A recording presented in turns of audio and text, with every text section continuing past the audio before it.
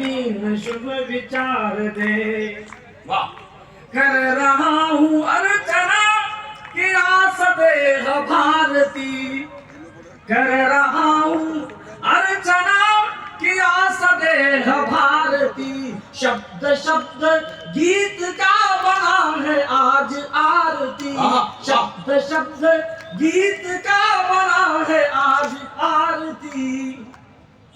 हंस वाहिनी माँ एक बार बस निहार दे, शारदे सृजन के नवीन शुभ विचार दे, शारदे सृजन के नवीन शुभ विचार दे। और कलम को नवीन धार और अपनी भक्ति दे, कलम को नवीन धार और अपनी भक्ति दे। देश को दू नव दिशा कि माँ तू ऐसी शक्ति दे, देश को दू नव दिशा कि माँ तू ऐसी शक्ति दे।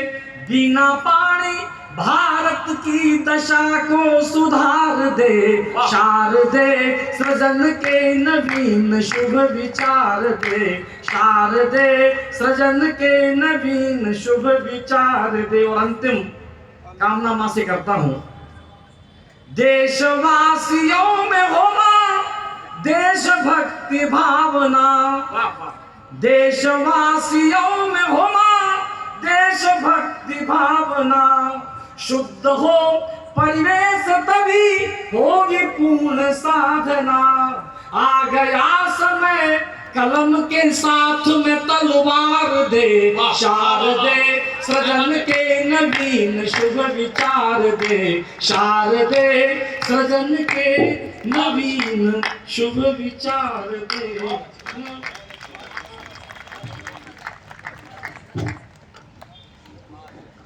बहुत बहुत आभार डॉक्टर कमलेश शर्मा का। माँ बागेश्वरी से हमने आशीर्वादन ले लिया है। मैंने कहा कि ये मैदान जाना जाता रहा है महामूढ़ कवि सम्मेलन के लिए। जिस समय ये मोबाइल चले नहीं थे, मैं 9th क्लास में था, टेप रिकॉर्डर लेकर के यहाँ आता था। गिरीश भैया उस समय बड़ा कवि सम्मेलन यहाँ हुआ करता, प्रेमिया मेरी छोटी बहन यहाँ बैठी है, उस समय वहां तक भीड़ हुआ करती थी।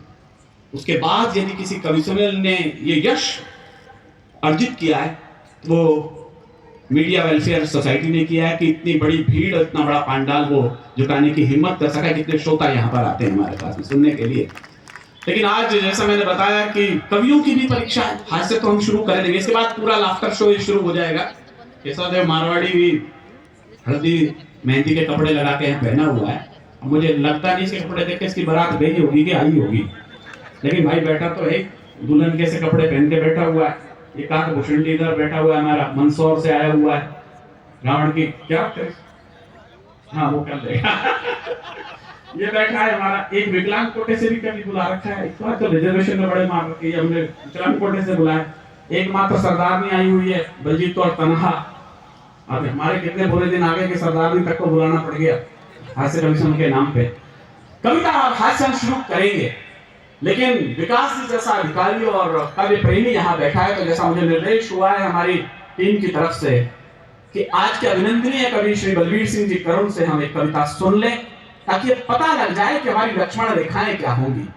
हास्य और व्यंग की परिधियां अश्लीलता की तरफ न चली जाएं। हास्य अपनी जगह है, लेकिन कवि सम्मेलन और लाफ्टर शो में बस थोड़ा सा अंतर है। कवि सम्मेलन में आपको एक परिवार के साथ यहाँ बैठे, वरना बड़ा मुश्किल हो जाता है बैठना, क्योंकि हम कई बार लाफ्टर शोज देखते हैं तो उनके शब्दावलियां थोड़ी भिन्न हैं। तो मैं उस लक्ष्मण की अधिरेखा खींचने के लिए, उस रेखा को खींचने के लिए श्री बलवीर सिंह जी को इसलिए आमंत्रित कर रहा हूं कि हास्य होगा, लेकिन किस सीमा में होगा ये भी हम लोग आज की रात तय कर लेंगे। मैं बिना किसी लंबी चौड़ी भूमिका के मैं श्री बलवीर सिंह जी को उनको बुलाऊं, इससे बेहतर है आप अपने नगर के भीष्म पितामह को आप आवाज दें तालियों से कि आज का अभिनंदनीय पृष्ठ पर एक हस्ताक्षर करें।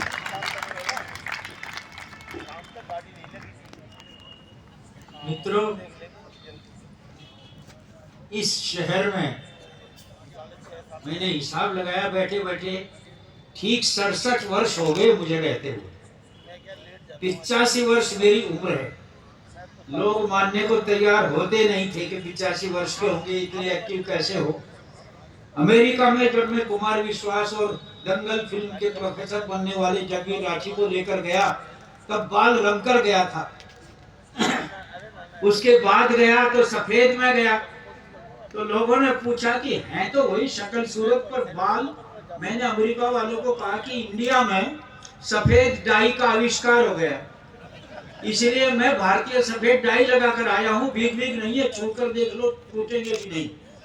खैर, तो 67 वर्ष की यहाँ की, और फिर ठीक 65 वर्ष हो गए मुझे मंचों पर पाठ करते हुए। 2-3 कवि जीवित बचे, हम सौभाग्य कह लो, कुछ भी कह लो, ईश्वर ने हमें शरीर ठीक दे रखा है। 3 ही हैं हम देश में, महाकवि रामधारी सिंह दिनकर, श्याम नारायण पांडे और सोहनलाल द्विवेदी के साथ जिन्होंने वर्षों वर्षों वर्षों पाठ किया। हम 3 ही लोग बच गए। भाग दौड़ करके नई पीढ़ी आती है। 7 पीएचडी हुई मेरे साहित्य पर अब तक, 2 और होने जा रही हैं। हो सकता है वो 10 भी होते होते हो जाएं, तो इतनी पीएचडी जीवित व्यक्ति पर कम हुई होगी। 32 किताबें छपी, और एक का तो अभी लोकार्पण 24 तारीख को हुआ। और एक बात कहकर सीधा कविता पढ़ता हूँ जी। देश की सभी बड़े से बड़े पुरस्कार देश के सौभाग्य से मुझे मिले, और अभी इसी महीने में मध्य प्रदेश सरकार ने मेरे एक उपन्यास टीक का जोहर पर 1 लाख रुपए का पुरस्कार घोषित किया है, जो इसी मास में मिलने वाला है। मित्रों, मैं यहाँ से पढ़ूंगा अपनी कविताएं। रामचरितमानस में तुलसी बाबा ने एक जगह लिखा है, जिस समय लक्ष्मण जी मूर्छित थे और संजीवनी बूटी लेकर के हनुमान जी प्रकट हो गए। वीर रस और करुण रस को मिलाना बड़ा टेढ़ा काम है, लेकिन तुलसी बाबा ने लिखा है कि उस समय जब हनुमान आ गए, जिमी करुणा में वीर रस, ऐसा लगा जैसे करुण रस में वीर रस मिल गया हो, ऐसा तुलसी बाबा कहते हैं। मेरे तो नाम में ही मिला हुआ है ये सब। बलवीर सिंह भी है और करुण भी है, इसका इतिहास आज नहीं बताऊंगा। मैं एक ही रचना बड़ी पढ़ूंगा केवल, जिसको मेरी एक पुस्तक की भूमिका में मैंने लिख दी है ये रहस्य। मैंने पूरे जीवन में आज तक न तो कभी माइक का सहारा लिया, और न जीवन में कोई नहीं दिखा सकता मेरा कोई कैसेट, या कोई कभी नहीं बता सकता देश का। एक बार भी मैंने जीवन में कभी ये नहीं कहा कृपया ताली हो जाइए। अपने आप श्रोताओं को अच्छा लगेगा ठीक है, नहीं लगेगा तो भी ठीक है, ये कभी नहीं कहा। तो लेकिन मैंने पानी भी नहीं पिया कभी। और एक बात बताकर सीधा शुरू होता हूँ। तिवरी में मुझे घिस्से मारकर एक राजनीतिक दल ने बुला लिया, मेरे मित्रों ने, मुझे पता नहीं था वो राजनीतिक मंच है। मैं चला गया जोधपुर के पास, देखा तो मंत्री जी आ रहे हैं, यहाँ गुलाब कटारिया, यहाँ ये क्या चक्कर है भाई? मेरे को भाई साहब पता चलेगा अभी आपको। वहां जाकर पता लगा कि मुझे वहां पर 2.5 घंटे कार पाठ करना है फ्री में, अकेले को। 3 घंटे 22 मिनट मेरे खाते में रिकॉर्ड है, बिना पानी पिए बिना बैठे 3 घंटे 22 मिनट मैंने कार पाठ कर दिया था। यहाँ उतना नहीं, बस वो जो अमेरिका की घटना बताकर सीधा शुरू होता हूँ। पहली बार जीवन में अमेरिका में मैंने माइक थामा, सहारा लिया, पहली बार पानी पिया, और पहली बार कविता पढ़ते हुए बीच में रुका, जीवन में पहली बार। कुमार विश्वास में ऐसे मैंने देखा उसकी ओर, वो समझ गया कोई बात है, वो उठ कर आया। वो तो छोटा ही बच्चा था, 11वीं में पढ़ता था, तब से मैं उसे पुरस्कृत करता रहा हूँ, आज तो बहुत बड़ी चीज बन गया वो पानी लेकर आया, मैंने पानी भी पिया अमेरिका में, माइक भी छोड़ा, और जब मैं दोबारा कार पाठ करने लगा, सारा पांडाल खड़ा होकर ताली बजा रहा। कुमार ने बाद में कहा कि आप तो रुक गए पर ये पांडाल रो रहा था। वही कविता मैं यहाँ पर पढ़ूंगा, क्यों ऐसा हो गया था वहां, करुण रस में वीर रस कैसे मिश्रित हो गया, वो रचना में पढ़ूंगा। और उसकी भूमिका ये है, सब देशवासियों ने अखबारों में, टीवी में, रेडियो पर ये सुना था, पढ़ा था कि मोर्चे से सेना में रहने वाले योद्धाओं ने कुछ चिट्ठियां अपने घरों को भेजी। किसी ने लिखा है बहन के हाथ पीले करो, पैसे भेज रहा हूँ, पिता को अच्छे डॉक्टर को दिखाओ, पैसे भेज रहा हूँ। किसी ने लिखा मेरी लाश भी गांव में आ जाए तो उलट पुलट कर देखना, सारी गोली सीने में धसी तो मिल सकती है, पीठ पर एक भी नहीं होगी, आधी आधी आधी। मैं सोचता ही रह गया, क्या सारी चिट्ठी मोर्चे से ही आई होंगी, एक भी चिट्ठी घर से नहीं गई होगी। देश में ये अकेली कविता है मित्रों। आज भी दो ही कविता हैं जो देश में अकेली है, एक तो झांसी की रानी के घोड़े की जो मैंने कभी लिख दी थी, और एक ये जो पढ़ूंगा, जो एकमात्र है। विनीत ने भी बहुत पैसा कमा लिया देश विदेश में, क्योंकि सैनिक की चिट्ठी लिख दी, पर यह अकेली कविता है। एक बूढ़ी माँ है घर में, उसका पोता छोटा सा दूध पी रहा है माँ का, जिसका पिता मोर्चे पर है। एक छोटी बहन है अनब्याही, बूढ़े पिता हैं और बूढ़ी माँ है। ये पूरा परिवार घर में है, और सारे घर की ओर से वो माँ चिट्ठी भेजती है अपने बेटे को जो मोर्चे पर है। उस रचना को पढ़ूंगा, उससे पहले 4 पंक्ति सैनिकों के लिए। देशवासियों आओ रे, पूजा थाल उठाओ रे, चलो चलें अभिनंदन करने सैनिक वीर जवान का, नवयुग के भगवान का, 2 दिन के मेहमान का, पूजन करो जवान का, सैनिक वीर जवान का, सैनिक वीर जवान का। जिनकी अनगोनाई दुल्हन, गोनाई नहीं है, जिनकी अनगोनाई दुल्हन दीप सजोती याद के, और जिनके नन्हे लाल अभी तक सपने देखे लाड़ के। वाह। जिनकी अनगोनाई दुल्हन दीप सजोती याद के, जिनके नन्हे लाल आज तक सपने देखे लाड़ के, जिनकी बहनें बांध न पाती कभी वहां पर राखियां, और देवर के पीछे बछड़ों को तरसे जिनकी भाभियां। जिनकी बहनें बांध न पाती कभी वहां पर राखियां, देवर के पीछे बछड़ों को तरसे जिनकी भाभियां। पूजा थाल उठाओ रे, पुण्य आरती गाओ रे, उन चरणों पर भेंट चढ़ा दो कुंवारा सूर्य विहान का, पूजन करो भगवान का, नवयुग के भगवान का, 2 दिन के मेहमान का। लोहू के झरनों में नहाकर, लोहू के झरनों में नहाकर, जिनकी मनती होलियां, और दिवाली के दिन भी झेले जो दुश्मन की गोलियां। लोहू के झरनों में नहाकर, जिनकी मनती होलियां, दिवाली के दिन भी झेले जो दुश्मन की गोलियां। साक्षी है इतिहास जिनके निकृत अग्नि प्रवेश का, उनके जीते जी झुकेगा कभी तिरंगा देश।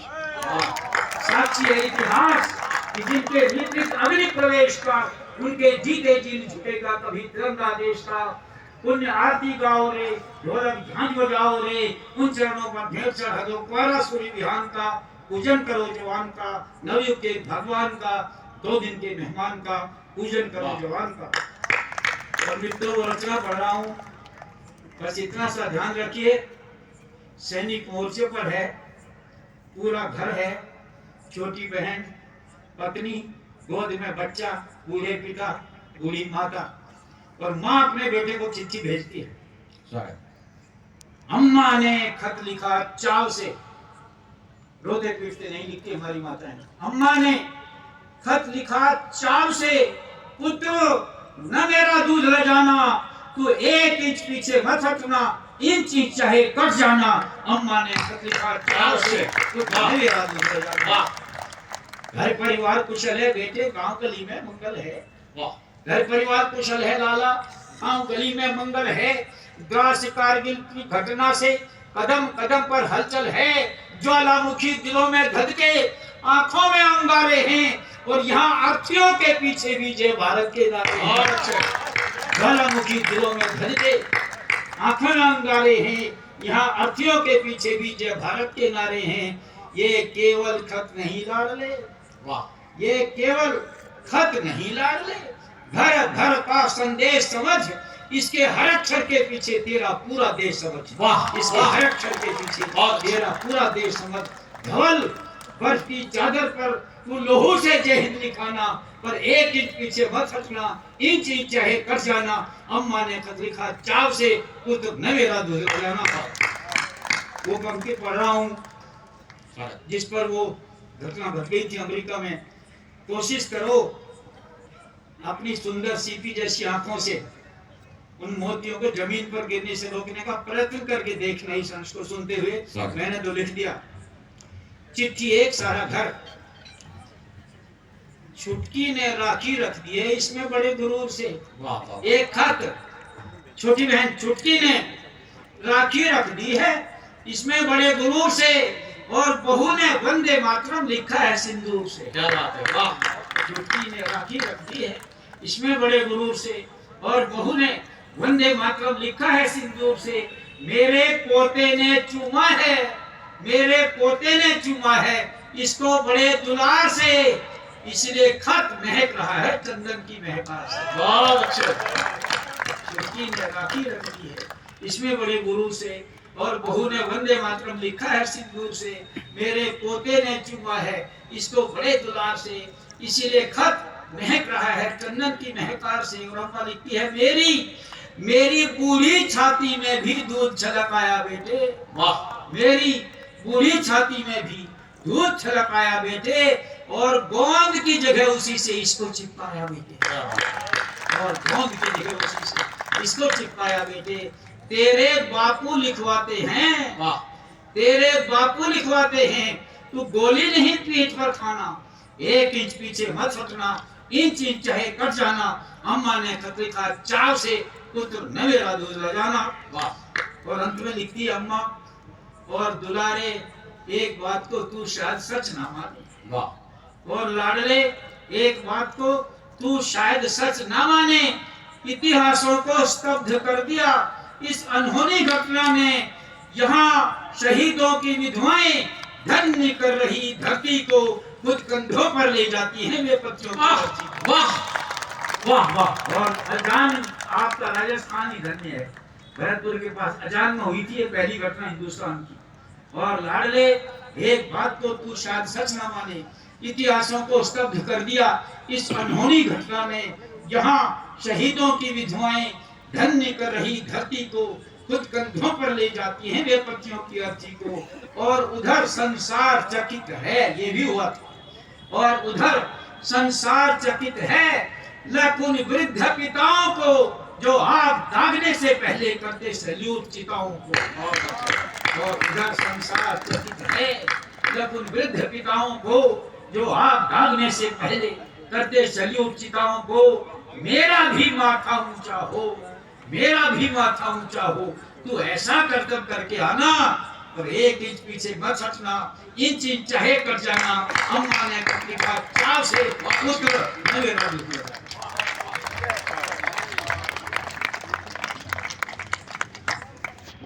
इसे आज का स्वस्ति वाचन कह सकते हैं। कवि सम्मेलन को हमने एक स्वस्ति वाचन के कुछ अक्षर प्रस्तुत कर दिए। यहाँ सैनिक सीखता है लोरियों में राष्ट्रभक्ति, ये अलवर है, राख में चले जाइएगा सर। मैं एक ही बात कहता हूं, कई बार लोग कहते हैं विनीत जी होली के दिन देश में बड़े महंगे कवि सम्मेलन होते हैं। कल से मैं भी यात्रा पर हूं, 10 तारीख के बाद लौटूंगा अलवर में। आज का तो हमारे मित्रों में यहाँ हूँ, बॉम्बे कलकत्ता में बड़े लिफाफे मिलते हैं।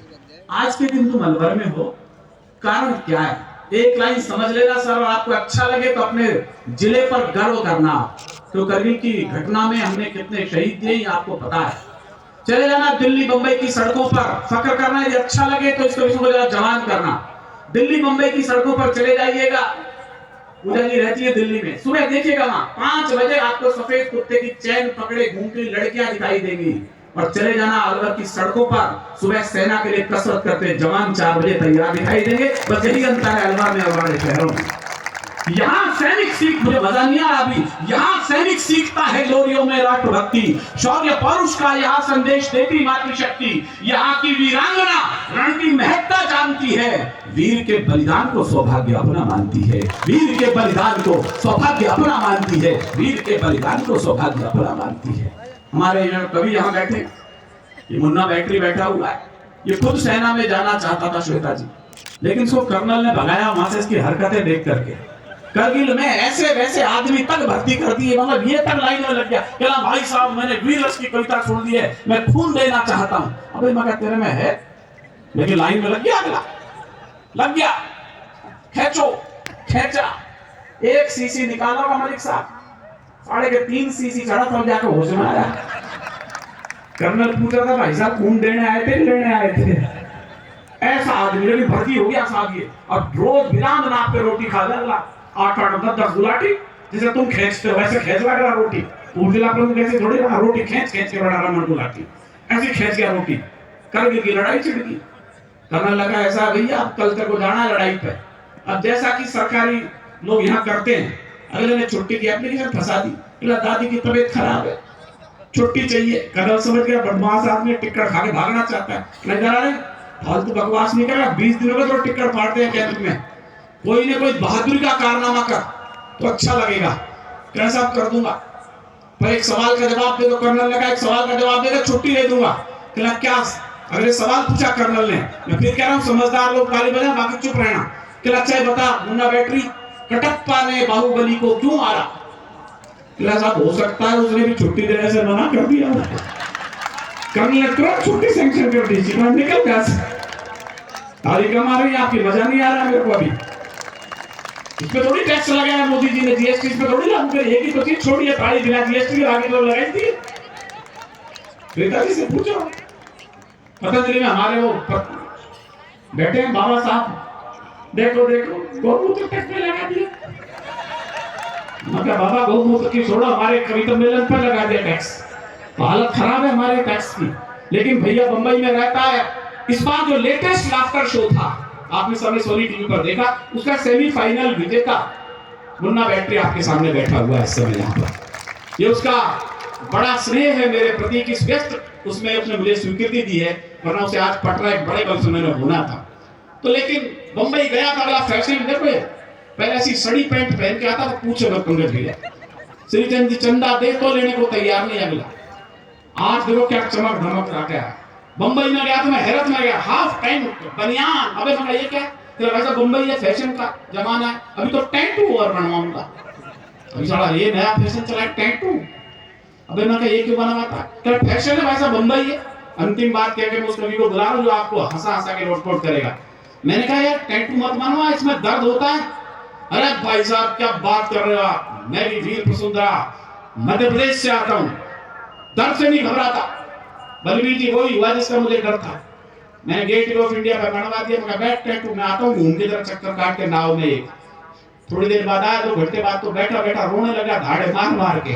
मैं देख मैंने पहले क्या था, दर्द होता है इसमें खींचने में। जगन्नाथ जी के मैडम देखा होगा, अपने सुई से बनाते हो भाई साहब, दर्द से नहीं हो रहा। मैं फिर कैसे, कहना साले ने स्पेलिंग गलत कर दी, गलत जगह हंस गए हो आप। हंसी के लिए तो अब अगली बात आ रही है। भाई मैं क्या लिखाना चाहता था, कहला भाई साहब करीना लिखाना चाहता था, कमीना लिख दी। जोरदार तालियां बजाइए लाफ्टर सेमीफाइनलिस्ट मुन्ना बैटरी।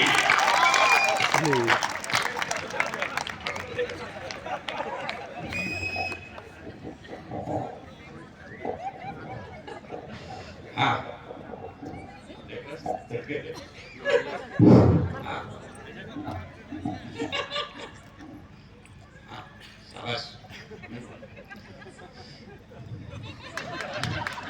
कह चलो 10 रुपए काम आएगा। हो सके शनिवार को फोटो दिखा के इसी का तेल लाओ। जरा जोरदार तालियां बजाइए, जरा मस्ती का मूड में आ जाइए। वाह, होली का माहौल शुरू हो चुका है। वाह, बाबा की जय। ये हुआ ना अलवर।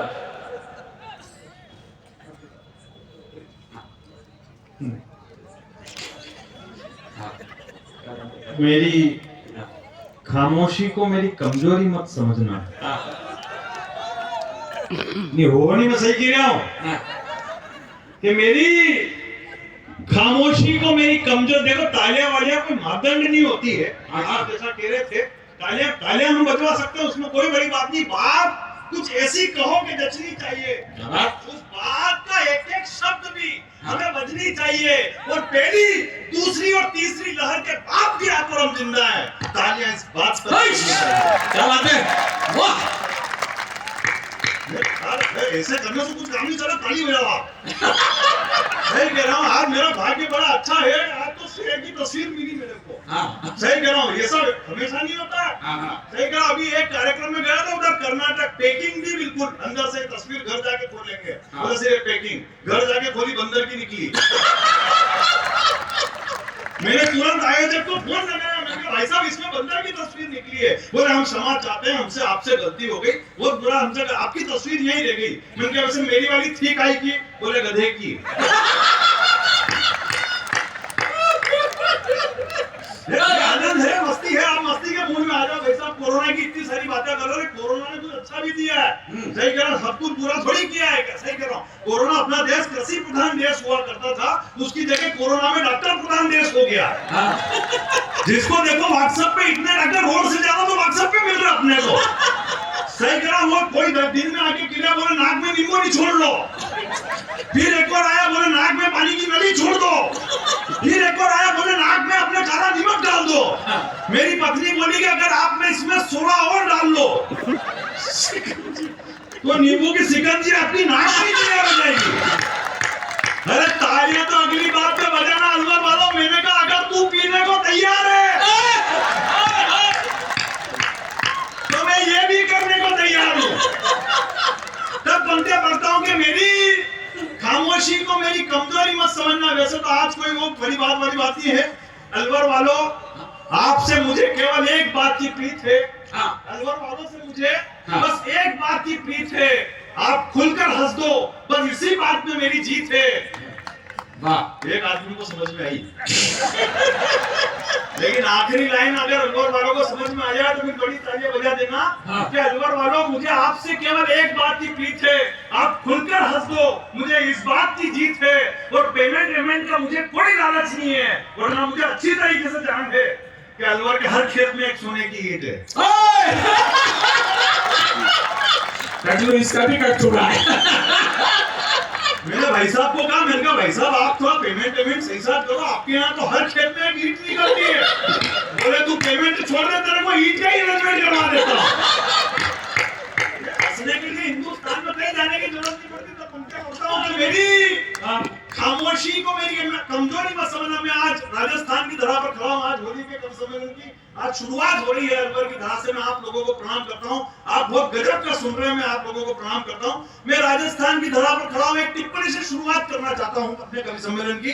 बड़े भाई तो आदरणीय बेटे, आपका स्नेह मुझे मिलता रहा है, वीर रस की धरा है, मैं प्रणाम करता हूँ। एक टिप्पणी से शुरुआत करना चाहता हूँ। मैं अभी राजस्थान के कपासन के कवि सम्मेलन में था। मैंने कवि सम्मेलन से पहले एक व्यक्ति से पूछ लिया, ऐसे ही अनायास कवि सम्मेलन से पहले। मैंने कहा यार वो बंबई के अंदर एक हीरो है रणवीर सिंह, उसने अभी सारे कपड़े उतार दिए थे, आपने देखा भी होगा। तो ये भाई तो ऐसे गर्दन निराला जैसे वहीं भाई वो रणवीर सिंह ने फोटो खिंचवाने के मैगजीन को फोटो देने के अपने सारे कपड़े उतार दिए थे। मैं उस राजस्थान वाले से बात अगर पहुंच जाए टिप्पणी की तो अलवर वालों कवि सम्मेलन और मुन्ना बेटी को शुरू कर देना। मैंने उस राजस्थान वाले से पूछा, मैंने कहा रणवीर सिंह ने सारे कपड़े उतार दिए, पूरे देश में हल्ला मच गया, तुम राजस्थान वालों को कोई फर्क नहीं पड़ा? तो उस राजस्थानी ने जो पलट कर जवाब दिया, बस मेरा सीना गर्व से चौड़ा हो गया। उसने पलट कर जवाब दिया कि इन टटपूंजियों को हमने कभी हीरो माना ही नहीं। वाह वाह वाह वाह वाह वाह। और हमारा राजस्थान का असली हीरो तो वो एक ही है जो बरसों से इस धरती पर पूजनीय है। और जिस व्यक्ति का उसने नाम लिया, मैं 4 पंक्तियां उसके सम्मान में पढ़ के अपने दावेपाठ की शुरुआत करना चाहता हूँ कि हिंदुस्तान का असली हीरो कौन है और हम मानकर किनको बैठे हुए, कौन है राजस्थान का और हिंदुस्तान का असली हीरो। क्या तपता सूर्य जिसके ललाट पर चमकता था, शौर्य का लावा जिसकी भुजाओं में उबलता था, खौफ का दृश्य कुछ ऐसा था उस बलशाली का कि रण में भरते हुंकार पूरा रण क्षेत्र दहलता था। अरे महान काल के रूप में जिसकी फेरी इतनी ख्याति थी, तलवारें जिसे छू न सकी वो राणा प्रताप की छाती थी। जिंदाबाद, क्या बात है मुन्ना, जिंदाबाद, जियो, चले, हमारी तलवारें जिसे छू न सकी वो राणा प्रताप की छाती थी। आप बिल्कुल भी टेंशन मत लेना, मैं हास्य रस का ही कवि हूँ। ये तो मैं बीच बीच में ऐसा करता रहूंगा, क्योंकि हमारे भिलवाड़ा के बड़े कवि राजेंद्र गोपाल जी व्यास, उन्होंने कहा है कि जिस तार के अंदर करंट नहीं होता है उस पर लोग चट्टी बनियान चुका देते हैं। इसलिए मैं बीच बीच में ऐसा भी करता रहूंगा। तब पंक्तियां बताऊं कि मेरी खामोशी को मेरी कमजोरी मत समझना। मैं आंखों से काजल समेट जाता हूँ, समझ के भी मजा रहा है। मेरी खामोशी जो मोबाइल से वीडियो बना रहे थोड़ी देर के लिए बंद कर लो। क्या मतलब है, यहाँ से ले जाके अपनी गर्लफ्रेंड को बताओगे और उसकी फ्रेंड रिक्वेस्ट फिर मेरे पास आ जाएगी। आप जबरदस्ती में न्यूट्रल हो जाओगे, मतलब क्या है आपने? कभी कभी आनंद मस्ती का भी आनंद लिया करो। यहाँ बैठ के सही करो, सही करो। यहाँ चाहे फेसबुक भी चलाता हूँ, कितने लोग चलाते फेसबुक का हाथ खड़ा करना एक बार। आप तो ऐसे डर रहे जैसे मैं उतर के बंद करा दूंगा। फेसबुक का काम अलग है कि इंटरनेट पे दिखा रहे फेसबुक का नया खेल। थोड़ा भी उसका लाइक करना जिसकी खोपड़ी में खोपड़े का नहीं तेल। हाँ। सब एक दूसरे की बाल पे फोकट चक्कर खा रहे हैं, तो छोरे छोरियों के नाम से प्रोफाइल बना के छोरों को उल्लू बना रहे हैं। छोरे छोरियों के नाम से प्रोफाइल बना के छोरों को उल्लू बना रहे हैं। ये फेसबुक का खेल है निराला। जिस छोरी को मैंने रिक्वेस्ट भेजी निकला मेरा साला। एक छोरा एक छोरी की हर बात में राजी है, तो छोरे को पता ही नहीं कि उसी के पिताजी है। 12 बजे उठने वाले, 12 बजे उठने वाले, सुबह 5 बजे उठ के गुड मॉर्निंग का स्टेटस चिपका रहे। और जिसको मोहल्ले में कोई नहीं पूछता वो भी फेसबुक पे हजार दोस्त बना रहे। वाह। जिसको मोहल्ले में कोई नहीं पूछता वो भी फेसबुक पे हजार दोस्त बना रहे। और काश ये फेसबुक की सुविधा द्वापर युग में भी होती। आखिरी पंक्ति पर अलवर का वापस मैं मांगता हूँ कि काश ये फेसबुक की सुविधा द्वापर युग में भी होती, तो भगवान श्री कृष्ण को ढूंढने में गरीब सुदामा को इतनी तकलीफ। क्या बात है। जब पंक्ति पढ़ता हूँ कि मेरी खामोशी को मेरी कमजोरी मत समझना, मैं आंखों से कागज समेट जाता हूँ, और माइक पर आते ही अगर घनघोर तालियां ना बजे तो मैं वापस बैठ जाता हूँ। अरे वाह। बहुत अच्छे बंदा।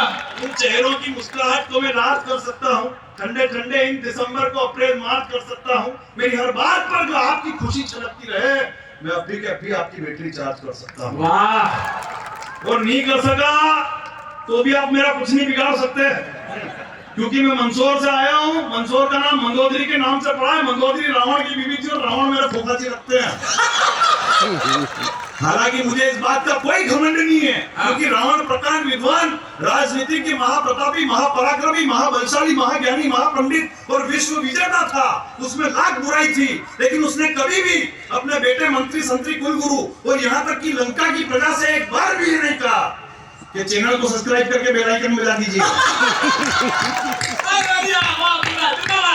एक बार जरा दोनों हाथ हवा में।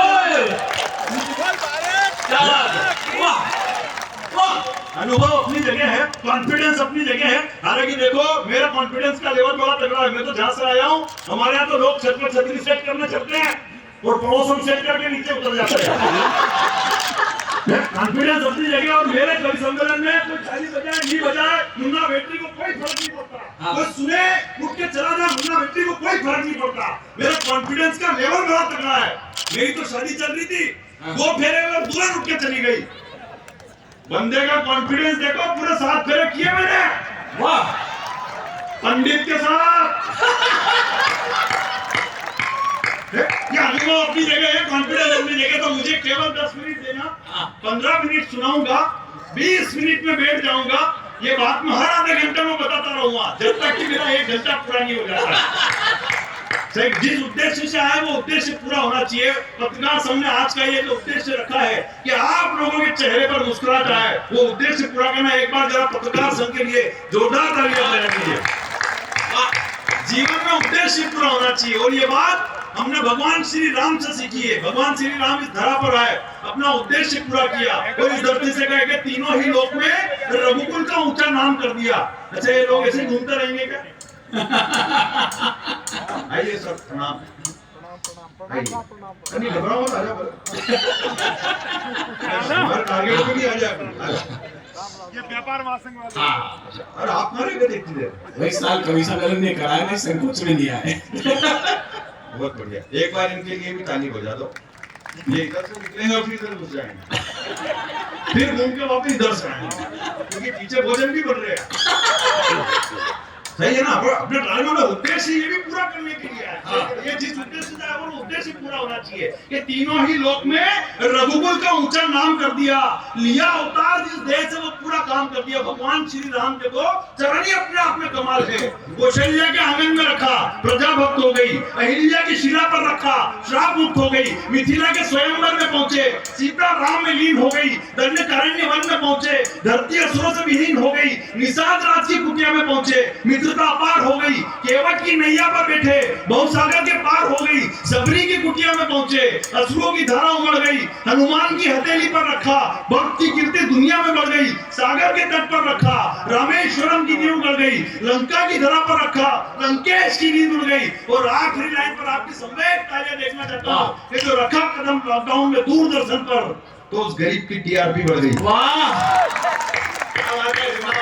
ये जो रखा कदम लॉकडाउन में दूरदर्शन पर, तो उस गरीब की टीआरपी बढ़ गई। वो जब लॉकडाउन के दौरान रामायण आ रही थी तो मेरे पड़ोस में एक भुआ जी बोले भला हो इस कोरोना का जो राम जी के दर्शन करा दिए।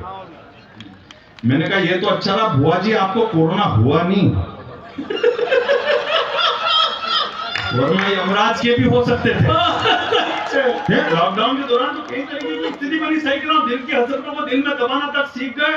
सुबह सुबह लड़ते हैं और शाम को मनाना तक सीख गए। हम भले ही घर में कितने भी बड़े वीर थे, स्थितियां सबकी वही थी जो हमारी थी घर में। सही कह रहा हूं, 4 पंक्तियों से बताता हूं और आने वाले घर में क्या स्थिति थी कि दिल की हसरतों को दिल में दबाना तक सीख गए, सुबह सुबह लड़ते हैं और शाम को मनाना तक सीख गए। और लॉकडाउन का असर कुछ यूं पड़ा जिंदगी पर कि पोछा लगाने से लेकर पराठे बनाना तक सीख गए। ये जो चिल्ला रहे हैं इनके तो पोछे अभी तक नहीं छूटे, मेरे को लग रहा है। सही कहा, हालत बड़ी खराब थी। अच्छा, जिस टाइम पे लॉकडाउन लगा उस टाइम पे नवरात्रि आई थी। सही कहा, जिस टाइम पे लॉकडाउन था उस टाइम पे नवरात्रि आई थी। मैंने हिम्मत करी कि आज कुछ भी हो जाए माता जी के दर्शन करके छोड़ूंगा। मैं घर से निकला, हमारे यहाँ माता जी का मंदिर दर्शन करने गया। गांधी चौराहे पर 2 लट्ठे पड़े पुलिस वालों के, लेकिन बंदे ने हिम्मत नहीं आ रही, आखिर माता जी के मंदिर में पहुंचा। माता जी मंदिर में थे ही नहीं। बाद में मैंने कहा चलो भोलेनाथ जी के दर्शन कर लो। भोलेनाथ जी के मंदिर में क्या, भोलेनाथ जी भी नहीं। फिर हमारे बस स्टैंड बजरंग बली का मंदिर में, चलो इनके दर्शन कर लो। बजरंग बली भी मंदिर में नहीं। आखिर गांधी चौराहे पे फिर 2 लट्ठे पड़े और घर पे पहुंचा।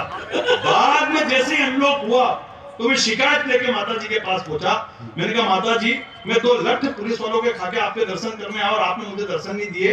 तो माता जी बोले कि बेटा फुल लॉकडाउन लगा हुआ था, किसी के भी घर में पैसे कौड़ी की कोई कमी नहीं आ जाए, इसलिए मैं लक्ष्मी का रूप धारण करके लोगों के घरों में विचरण करने चली गई।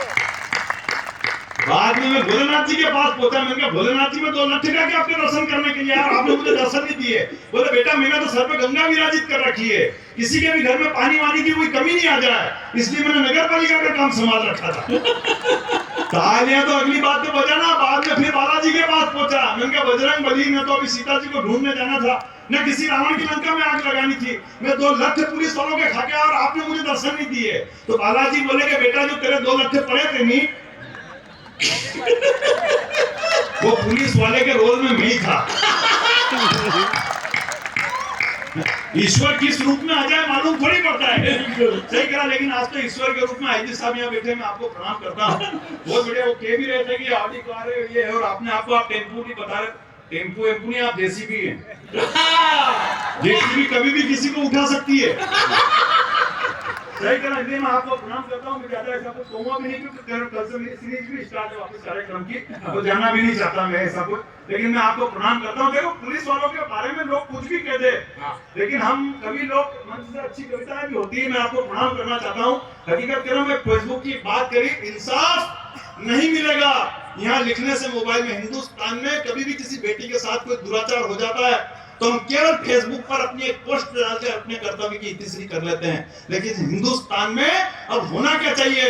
मैं 4 पंक्तियां पढ़ता हूँ और 4 पंक्तियां पढ़ने से पहले याद दिलाता हूँ कि हिंदुस्तान में किसी बेटी के साथ हर महीने किसी न किसी बेटी के साथ दुराचार हो जाता है कि रीति रिवाज और संस्कृति से जो तेरी निगाह न हटती तो तेरे परिवार की इज्जत भी उस समाज में न घटती। और आफताब की जगह अगर माँ बाप पर विश्वास किया होता तो श्रद्धा तेरी लाश 36 फुट न करती। वाह, क्या बात है मुन्ना, जिंदाबाद। वाह वाह वाह। और ये हर महीने ऐसी घटनाएं होती है। हम दोष किसको देते हैं, पुलिस को, लेकिन हकीकत में क्या है। 4 पंक्तियां पढ़ता हूँ, जो आग आपके अंदर जल रही हो वो मैंने अपने शब्दों में बयां कर दी हो। तो आपकी बड़ी तालियां देखना चाहता हूँ कि इंसाफ नहीं मिलेगा यहाँ लिखने से मोबाइल में, इंसाफ नहीं मिलेगा यहाँ लिखने से मोबाइल में। अब वही करना है जो होता है अरब और इजराइल में, और चाहते हो कि सुरक्षित रहे बेटियां इस देश में, तो बलात्कारियों को निपटा दो हैदराबाद स्टाइल में। वाह, क्या बात है, जिंदाबाद मुन्ना, क्या बात है। वाह बलात्कारियों को निपटा दो हैदराबाद स्टाइल में। वाह वाह वाह, क्या बात है। प्रणाम करना चाहता हूँ। जिंदाबाद जिंदाबाद। क्या बात, क्या बात। क्या हुआ, ये सोने की ईंट निकली क्या? तुरंत ऐसी स्पीड से जा रहा है। यही है। व्यापार मंडल स्वागत कर रहा है। देखो कितना विशाल आकार का व्यापार मंडल है। Bye bye. सही में व्यापारी मंडल से हैं। हाँ, माल देखने के बाद ही ऊपर आया। पहले नहीं आए। सही कह रहा हूँ, लेकिन मैं हकीकत कह रहा हूँ, प्रणाम करता हूँ। हाजी साहब बेटे, पुलिस वालों के कितनी टेंशन होती है, इनके ऊपर थूका जाता है, पत्थर फेंके जाते हैं और कोई मानव अधिकार वाला इनके समर्थन में जाकर खड़ा नहीं होता है। तब एक कविता पुलिस वालों के सम्मान में पढ़ता हूँ, एक खाकी के जीवन में कितना, इनका कोई कम टेंशन होती है क्या? पुलिस वालों के सबसे ज्यादा टेंशन होती है, इनके ऊपर से टेंशन आती है और ये अपने को पकड़ा देते हैं। सही कह रहा, पिछली केंद्र की सरकार में तो एक मिनिस्टर साहब ने घोषणा कर दी थी, बोले अब जो खुले में शौच करने जाएगा उसे पकड़ के अंदर बंद कर देंगे। कौन कर रहे बंद? मिनिस्टर साहब आ रहे बंद करने, कि गांव के लोग एक दूसरे को करेंगे, करना बेचारा पुलिस वालों को, इनके जीव दौरी कितनी टेंशन हो गई। सुबह 5 बजे मुखबिर का फोन आएगा कि भेरू खेती वागर में बैठा आके गिरफ्तार करो। नहीं, ये अगर ढीले ढीले पहुंचे, भेड़िया निपट ले तो वहां क्या हो ज्यादा टेंशन, उसको भी मान सबूत भी तो वो तालियां तो अगली बात पे बजाना कि वो अगर थाने पे जाए बस न जाए, ये मेरी है ही नहीं।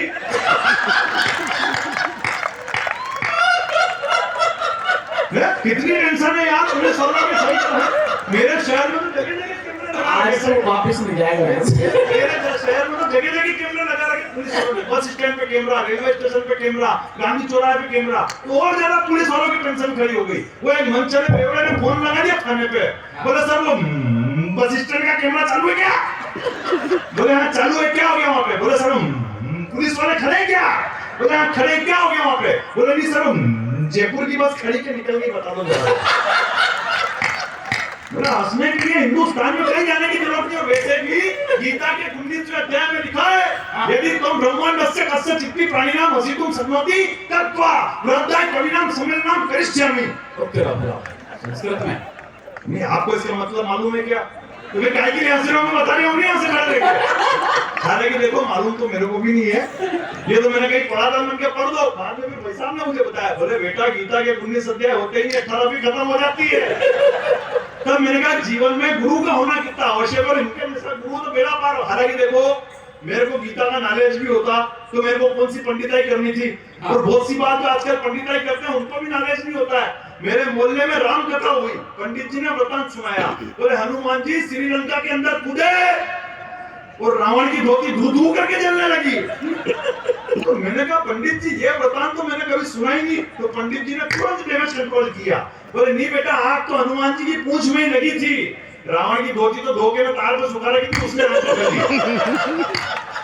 अपन डैमेज कंट्रोल करने के मामले में हिंदुस्तान सबसे ज्यादा आगे। और ये कवि क्या है, ये जितने कवि बैठे हैं ये सब डैमेज कंट्रोल करने के मामले में माहिर है। सही कह रहा हूँ। आज तो खैर पत्रकारों का कार्यक्रम है इसलिए मुझे कोई टेंशन नहीं है, वरना मैं जब इधर राजस्थान आता हूँ तो हमारी हालत टाइट हो जाती है। 90% कवि भाजपा वाले होते हैं। अच्छा, वो इधर जैसे आते तो हमको सबसे पहले होटल पे चमकाया जाता है, राहुल गांधी के खिलाफ कुछ नहीं बोलना, उसके खिलाफ कुछ। अब हमारे टेंशन के मंच पे करना क्या है? वो पिछली नवरात्रि में तो 20-20, 25-25 कवि सम्मेलन, हमें ही मालूम नहीं कि कौन से मंच पे क्या करना है। वो एक मंच पे तो मैं जाके भूल गया, मैंने जाते ही कि मैं जो राहुल जी को उधेड़ना शुरू किया, सामने से अध्यक्ष जी बैठे हुए और ऐसे ऐसे कर रहे और मेरे को लग रहा है कि इनको मजा आ गया, तो मैंने और उधेड़ना शुरू किया। फिर नीचे से एक पर्ची आई, बोले बेटा मंच कांग्रेस का है, आज पेमेंट लेके जाएगा कि अटैची भी यही छोड़ के जाएगा। तो मैंने तुरंत डैमेज कंट्रोल किया, और डैमेज कंट्रोल किया तालियां उस बात को वजह मैंने तुरंत डैमेज कंट्रोल किया। मैंने कहा राहुल अगर 97 पे आउट नहीं होता तो भारत आज वर्ल्ड कप जीत जाता। अध्यक्ष जी ने वापस ताली बजाई। मैंने हमें तो क्या डैमेज कंट्रोल करने के मामले में माहिर है। हालांकि देखो इसमें कोई बुरा मानने वाली बात नहीं है, लेकिन मेरे को भी उस व्यक्ति के लिए डैमेज कंट्रोल करना पड़ा जिसने पूरी पार्टी को डैमेज करके रख रखा है।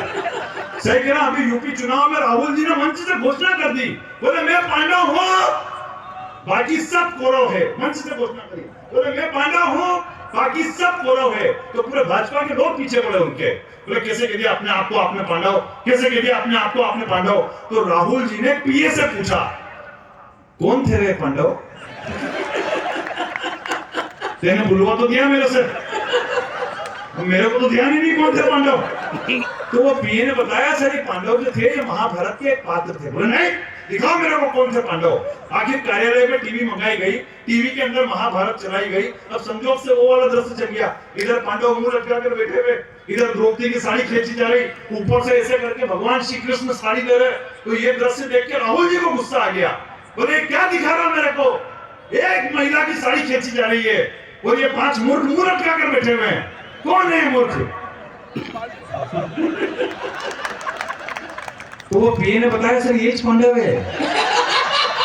तो वो बोले वाह, तो फिर उधर के आदमी का नाम ले लेता। बोले सर वो कोरा में उन्हीं का आदमी तो खींच रहा है।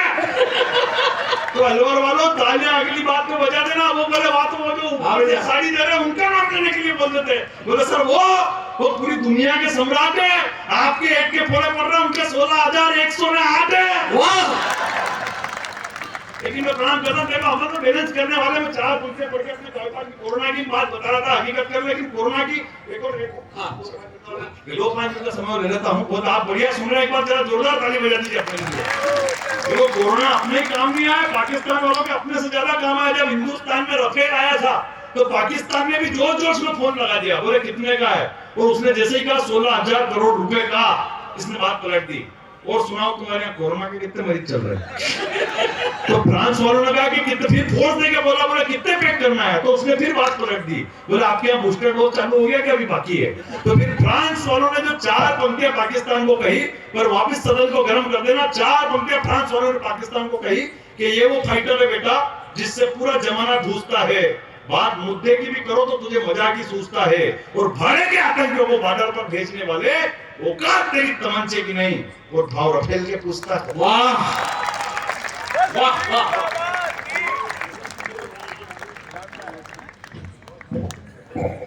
यदि ये पहला आइटम पसंद आ गया तो आप ताली बजा सकते हैं। मैं जहां तक देख रहा हूं मुझे सीढ़ी से दिखाई दे रहे हैं अलवर के बड़े कवि सम्मेलन में मीडिया वेलफेयर सोसाइटी का ये कवि सम्मेलन शामिल हो गया है। मैं जिस कवि को भी सुनवा रहा था वो अपने आप में 1 घंटे का एपिसोड है, लेकिन हमारे बहुत सी महिला शक्ति यहाँ बैठी है और हम पर ये कहा जाता है कि एक कवित्री बुलाई जाती है और उसको इतना लेट बुलाया जाता है कि तब तक आधा पांडाल खाली हो जाता है। मुझे आज ये कहने में गर्व है कि एकमात्र कवित्री हैं बलजीत कौर तन्हा, जिन्होंने अनेक फिल्मों में भी काम किया है और टीवी सीरियल में भी काम किया है। जो आरुषि हत्याकांड पर एक फिल्म बनी थी उसमें भी इन्होंने आरुषि की ताई का रोल किया था।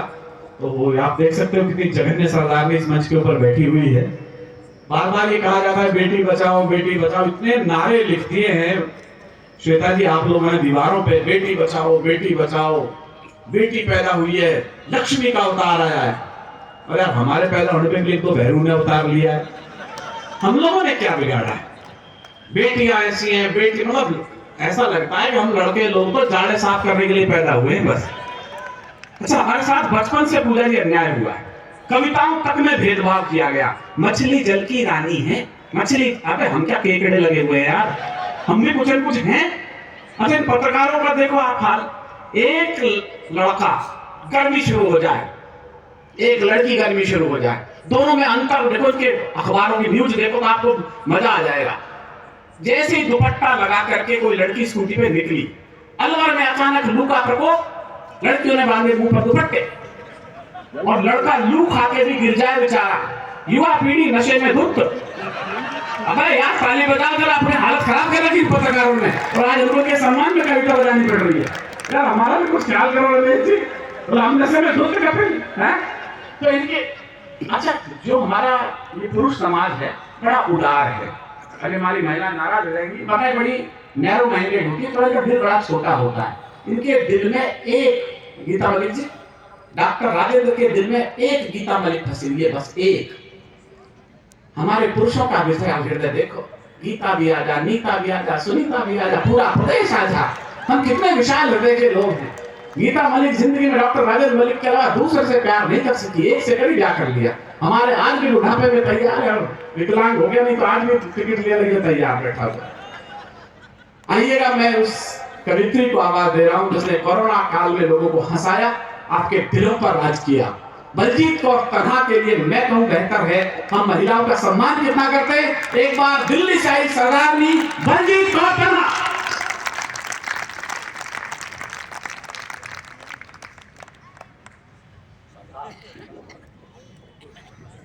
जी मैडम।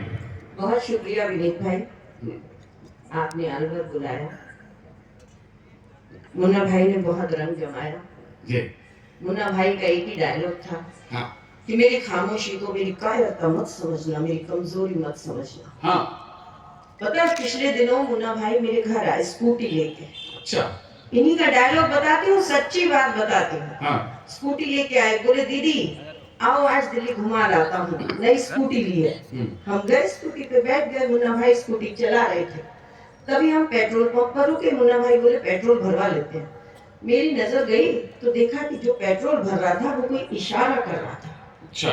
मैंने कहा मुन्ना भाई वो पेट्रोल पंप वाला कुछ इशारा कर रहा है। मुन्ना भाई का डायलॉग, मेरी खामोशी को मेरी कमजोरी मत समझना, मैं उसे देख लूंगा, आप डरो मत, नंबर आने दो हमारा। थोड़ी देर बाद मेरी नजर फिर चली गई तो वो पेट्रोल पंप वाला इशारा कर रहा था। मैंने कहा मुन्ना भाई वो फिर से इशारा कर रहा है। बोला मेरी खामोशी को कमजोरी मत समझना, आने दो मेरा नंबर। जैसे ही हमारा नंबर आया मुन्ना भाई ने कहा हाँ मेरी खामोशी को मेरी कमजोरी मत समझना। क्यों इशारा कर रहा था? बोला मैं इशारा इसलिए कर रहा था कि इलेक्ट्रिक स्कूटी लेके पेट्रोल पंप पे खड़े हो। बढ़िया बात। तो रही बात मस्ती की, मैंने हाथ से चुना, श्रृंगार नहीं चुना। मैंने हाथ से क्यों चुना? 4 पंक्तियां आपको सौंपती हूँ। आदरणीय बलबीर जी के चरणों में हूँ और हास्य के लिए मुझे किंचन को बुलाया गया, सौभाग्यशाली हूँ।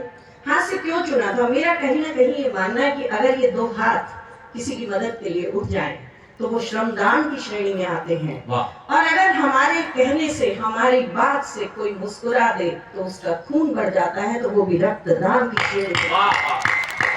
4 पंक्तियां आपको सौंपती हूँ कि किसी को चाह लो तो चाहत हो जाती है। वाह। किसी को चाह लो तो चाहत हो जाती है, अपना बना लो तो आदत हो जाती है। वाह। मैंने जान लिया दिल में रहता है खुदा, लोगों को हंसा लो इबादत हो जाती है। और रही बात, विनीत भाई कह रहे हैं कि कोरोना में हमने बहुत काम किया, मर्दों ने काम किया, ये हम महिलाएं जानती हैं। ये कोरोना में आप सब जो ठीक ठाक बैठे हो, 1 लहर 2 लहर 3 लहर, उसका कारण हम महिलाएं हैं। वाह वाह वाह। बिल्कुल मैडम। और मैं आप सबको बताती हूँ कि जिस समय अमेरिका, चीन सब कोरोना से परेशान, हमारे हिंदुस्तान की मर्द भी टीवी देख देख के डिप्रेशन में, ये हम महिलाओं का हौसला था कि हम हलवाई बनी हुई थी और कभी पकोड़े बना रहे थे, कभी गुलाब जामुन, और खिला रहे थे कि सब ठीक हो जाएगा, तुम खाओ। और किसी मर्द ने कोई काम नहीं किया। मर्दों ने क्या किया मैं आपको बताती हूँ। अच्छा। मेरे पति ने मेरे बेटे को कहा, बोले पेन ड्राइव दे दे, कोई पिक्चर देख लूं, कोरोना हो रहा है, अभी सबको खाली बैठा हूँ, पेन ड्राइव दे। तो मेरे बच्चों ने डैडी को पिक्चर लगा दी, पान सिंह तोमर। सरदार जी ने पान सिंह तोमर देखी, अगले दिन इरफान खान निकल गए। मेरे पति बोले बेटा थोड़ी सी पुरानी पिक्चर लगा दे। बच्चों ने प्रेम रोग लगा दी, हीरो था ऋषि कपूर, अगले दिन वो निकल गया। पति ने बेटे को आवाज लगाई, बेटे एक कम कर, शादी की वीडियो दे दे, तेरी मां नू भी देख लो।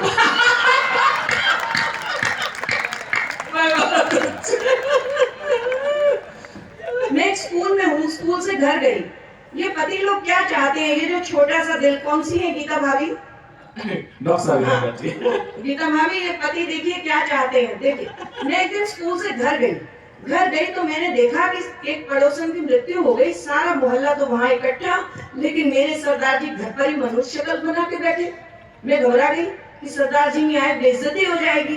मैं गई, मैंने कहा सरदार जी घर पर ही बैठे हो, मुंह लटकाए। अगले की पत्नी गुजर गई, क्यों नहीं अफसोस कराए? मैंने कहा सरदार जी घर पर ही बैठे हो, मुंह लटकाए, अगले की पत्नी गुजर गई, क्यों नहीं अफसोस कराए? वो बोले तू ही बता मैं किस मुंह से जाऊं, अगले की दूसरी मर गई, मैं एक बार भी नहीं बुलाऊं।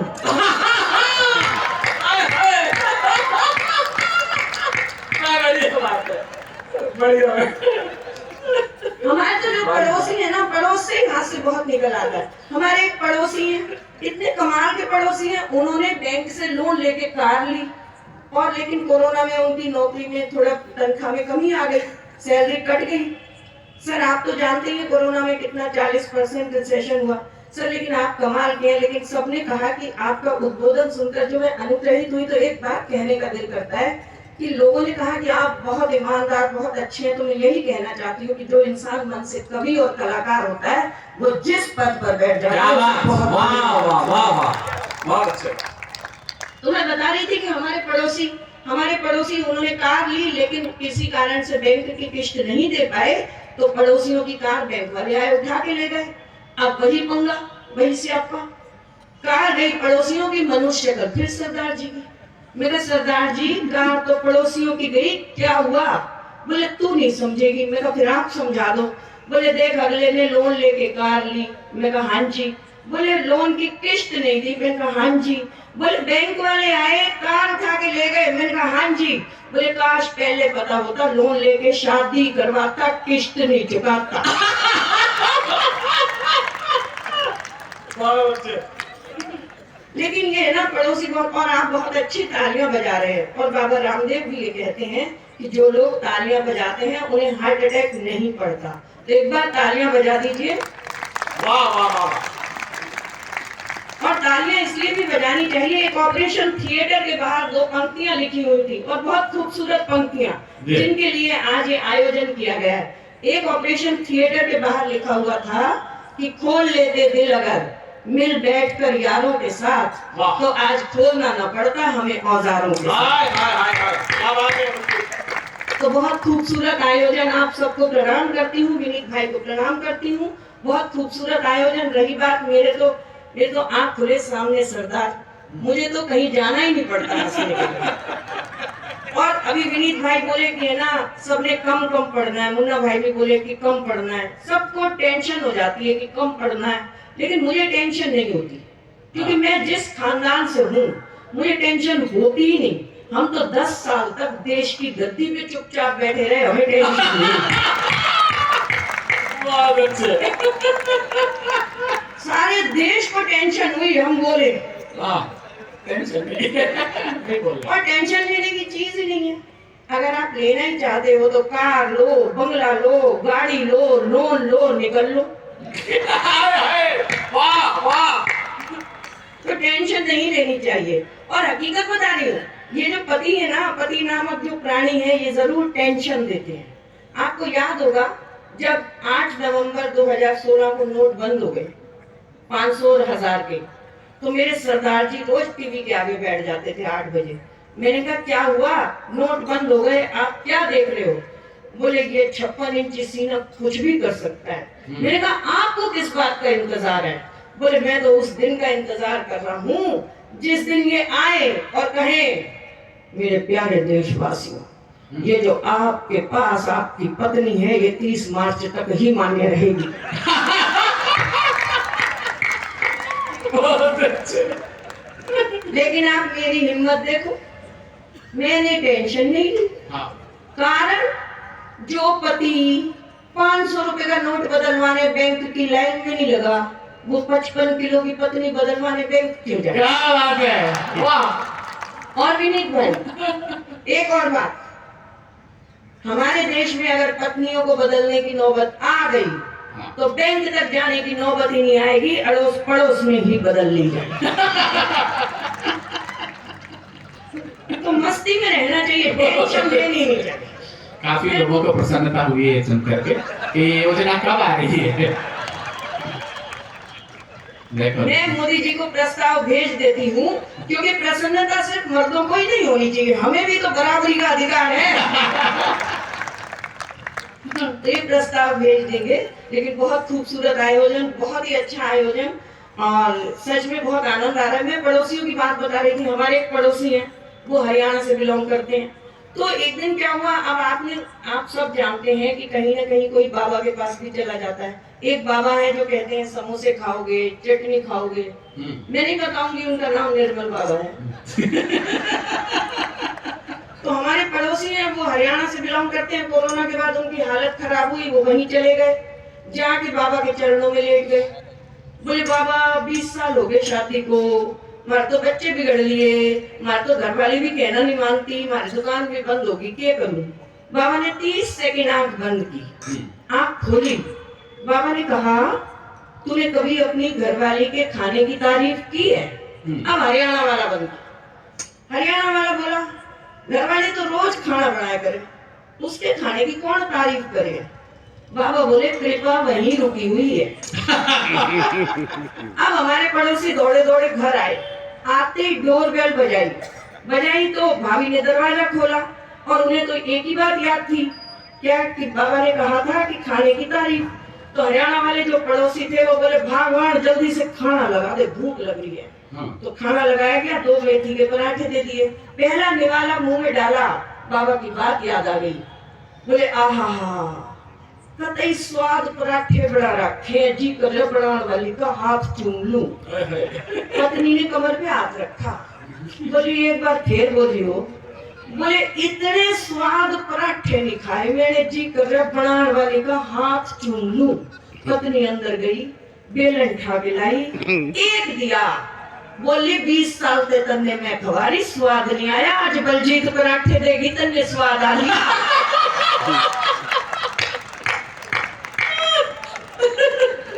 बहुत अच्छे।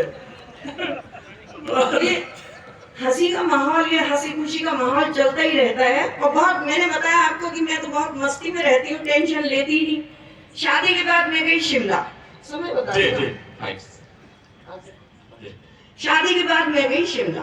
आपको वहां की सच्ची घटना बताती हूँ अपने सरदार जी।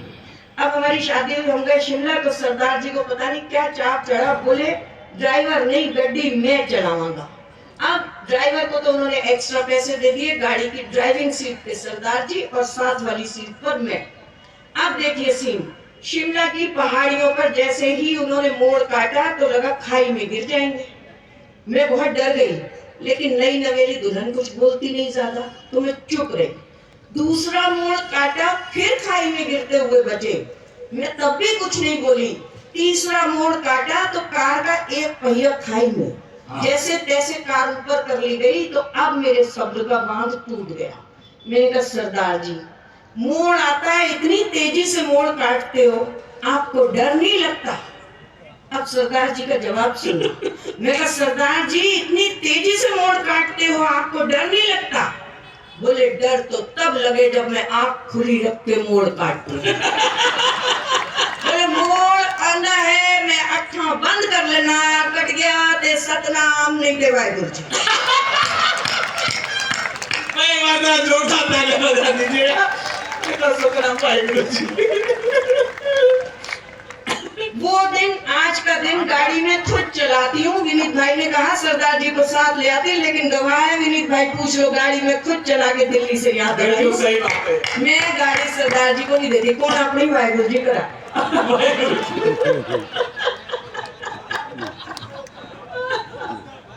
ये लोग मेरे साथ जा रहे थे, हम ये डर गए कि हम नहीं जा रहे, कहीं मुंह लाए और बलजीत आंखें बंद कर। इसको कहते हैं पीछा छुड़ाना। वाह, 4 दिन पहले मेरी और मेरे पति की जोरदार लड़ाई हुई। पति ने भगवान को गुहार लगाई, बोले तंग आ गया हूँ ऐसी पत्नी से, तू मुझे उठा ले। मैं कौन सी कम थी? मैंने कहा हे भगवान, मैं भी तंग आ गई ऐसे पति से, तू मुझे बुला ले। पति बोले भगवान जी, मेरी एप्लीकेशन छोड़ दे, पत्नी की लगा ले। पर हम दोनों पति पत्नी इसी तरह लड़ते झगड़ते जिंदगी गुजार लिया करते हैं। हम दोनों एक दूसरे से नहीं, उस ऊपर वाले से डरते हैं। वो जैसे चाहे डुगडुगी बजाता है, वो जैसे चाहे सबको नचाता है, सिर्फ और सिर्फ उसी के हंसाने से हंसती है ये दुनिया। वरना इस दुनिया में कौन है जो दूसरों को हंसाता है? और आदरणीय बलवीर जी के मंच पर बैठी हूँ, मुझे सौभाग्य मिला। हास्य का अपना सिलसिला चलता रहेगा, लेकिन मेरी आजकल एक, मैं रिश्तों पर भी बात करती हूँ। मेरी आजकल एक कविता बहुत वायरल हो रही है, 2 मिनट की कविता है, मंच से 2 मिनट की उस कविता को भी आशीर्वाद दीजिएगा। आजकल जैसे कि अभी बात कर रहे थे, मुन्ना भाई ने बहुत बढ़िया शानदार शुरुआत की, बात कर रहे थे कि फेसबुक की, इंस्टाग्राम की। तो आजकल ये सच्चाई है कि आज के बच्चे फेसबुक पर हैं, इंस्टाग्राम पर हैं, कभी ना कभी कोई दिन मना देते हैं। लेकिन जो हमारी पीढ़ी रही, हमारे जो हम बच्चे रहे, या हम जिन बच्चों को उम्मीद कर रहे हैं, वहां पर उस कविता को आपके चरणों में रखती हूँ। अगर कुछ शब्द कह पाऊं तो तालियों से नवाज दीजिएगा। कि ढूंढ रही हूँ वो बच्चे देखिए मैं क्या ढूंढ रही हूँ, क्योंकि आजकल सारे बच्चे तो फेसबुक और इंस्टाग्राम पर लगे हैं। अभी जब मैं आई तो विनीत भाई परेशान थे, बोले बलजीत दीदी क्या जमाना आ गया है, बच्चे पढ़ते पढ़ते बोर हो जाए तो फेसबुक चलाते हैं, इंस्टाग्राम चलाते हैं। मैंने कहा हाँ सही बात है, लेकिन आपको किस बात की टेंशन है?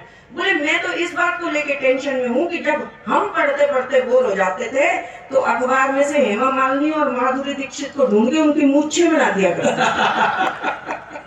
तो खैर ये जनरेशन गैप है, तो कविता शुरू करती हूँ कि ढूंढ रही हूँ वो बच्चे, सारी महिलाओं को समर्पित करती हूँ, और जो ये बैठे हैं आप अभूतपूर्व यानी भूतपूर्व नौजवान सबको समर्पित, कि ढूंढ रही हूँ वो बच्चे जो मदर्स डे नहीं मनाते थे, पर माँ जब भी आवाज दे हाँ माँ कहकर दौड़े चले आते। आप तालियां बजा दीजिएगा, बच्चे दौड़े चले आए हैं अपनी बड़ी दीदी के साथ में बलजीत कौर जी का स्वागत करने के लिए अलवर के मातृशक्ति की ओर से एक बार तालियां बजा दीजिएगा।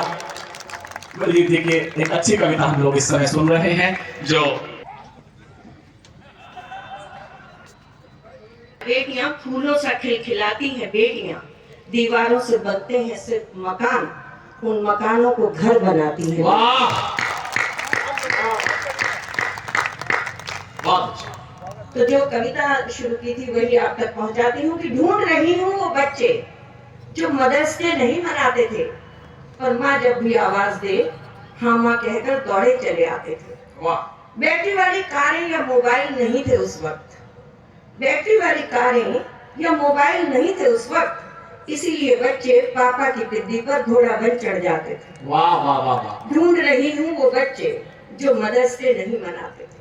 और देखिएगा मैंने किस पुरानी तस्वीर को जिंदा रखने की कोशिश की कि शायद बार्बी डॉल की कल्पना भी ख्वाबों में रही हो। वाह। शायद बार्बी डॉल की कल्पना भी ख्वाबों में रही होगी, इसीलिए बच्चे कपड़ों की कतरन से गुड़िया बनाते थे और जूते के डब्बे में उसका घर सजाते थे। वाह वाह।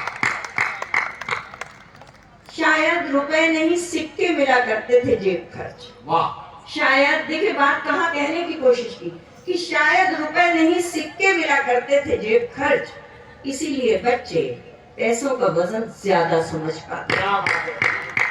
सादा ही था खान पान, बच्चों की आंखों पर नहीं थे चश्मे, इसीलिए बच्चे माँ बाप के आंसू जल्दी देख पाते। क्या बात है, बहुत अच्छे। यानी बच्चों के लिए भी तालियां बजा दीजिएगा। हालांकि आने के उनके पापा चाह रहे थे, लेकिन करें क्या, वो कह रहे हैं कि मैं चलिए। असलियत तो ये है कि बच्चियां ही अब माला पहनाए तो ठीक है, वरना जिसने मुझे माला पहनाई वही आज तक पछता रहा है। तो ये हंसने की बात थी। कविता को समापन पर लाती हूँ, अंतिम 6 पंक्तियां देती हूँ छोटी सी, कि शायद पढ़े लिखे नहीं थे पर अनपढ़ नहीं थे माँ बाप। वाह। देखिएगा क्या कहने की कोशिश की कि शायद पढ़े लिखे नहीं थे पर अनपढ़ नहीं थे माँ बाप, इसीलिए कमरे में आपको सौंप कर जा रही हूँ। अगर लगे कि मैंने सच कहा है तो मुझे आशीर्वाद यानी तालियों के साथ विदा दीजिएगा कि उस दौर के रिश्ते बिल्कुल सच्चे होते थे। वाह। विनीत भाई जी। 2 पंक्तियों में देखिएगा मैंने क्या कहने की कोशिश की कि उस दौर के रिश्ते बिल्कुल सच्चे होते थे, भले ही माँ बाप के पास कुछ ना हो, उनके पास बच्चे होते थे। वाह वाह वाह। बहुत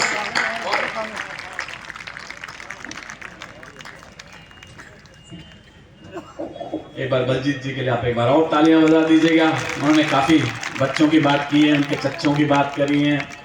मैंने तो सर 3 साल पहले इन बच्चों के चक्कर में रिजाइन दिया है श्री कृष्ण की। आपको तो मालूम है किशनगढ़ में मैंने 29 साल केमिस्ट्री पढ़ाई है, तो मैं अनुशासन प्रभारी और बना रखा था। पता नहीं उनको ऐसे बच्चे कहाँ मिले, मेरे को जो मिले मैं तकदीर फोड़ दी मैंने। हाँ, बच्चों को सुबह सुबह प्रेयर होती थी, मेरे को लगा था कि विनीत जी चेक करो इनकी हालत क्या है। तो मैंने देखा उन बच्चों, गांव के बच्चे तब कोई यहाँ के तो थे नहीं, कोई इंग्लिश मीडियम में पढ़े हुए श्वेता जी की तरह से हमारे देसी बच्चे थे वहाँ किशनगढ़ बास मैडम। अब वो कोई जरा कच्छे मार रहा है, कोई बनियान मार रहा है, कोई नहाया भी ना आ रहा है, कोई सिर में तेल दे डाल का बदबू आ रही है। उनके माँ बाप को बुला लिया, मैं यहाँ आओ जी, आपके बच्चों को देखो गंदे संदे चले आते हैं, नहाते न धोते। अब माँ बाप भी भाई कमा दिया नंबर के कह सकते हैं, तो मैं देखो इनके अंदर बदबू आ रही है। ऐसा है नहीं थी, आप बच्चों को पढ़ाया करो, सूंगा सांगी मत करा करो। ये मैं तो उसी दिन रिजाइन दे दिया।